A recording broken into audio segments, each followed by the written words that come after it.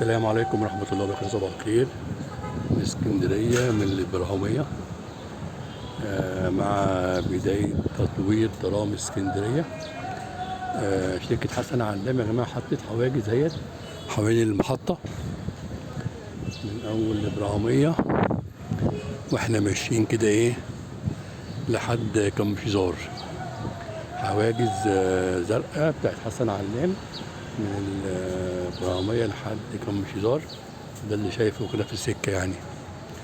دي محطة ترام الإبراهيمية قبل الهدد والإزالة وتطوير الترام إن شاء الله.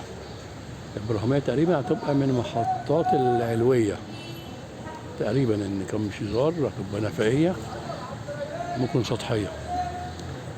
هيبان في الخريطة اللي هتشوفوا الخريطة اللي تشوفوا علوية ولا سطحية هتبان يعني. كده لما مشينا نمشي على سبورت كل صغيرة اتلغى وسبورتنج وشارع لاجيتيه. الناحية التانية كمشيزار والجامعة. نخش كده على لاجيتيه.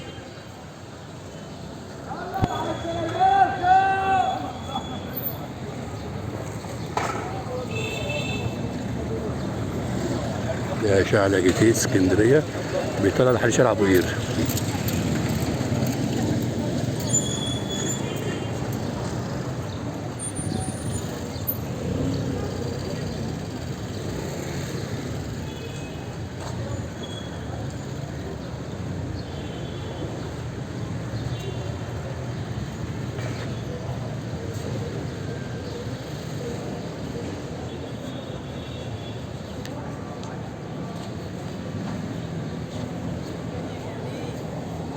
اسكندرية تتغير يا جماعة يوم بعد يوم.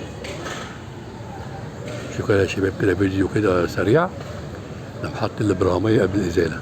أشكركم والسلام عليكم. شكرا والسلام عليكم ورحمة الله وبركاته. السلام عليكم.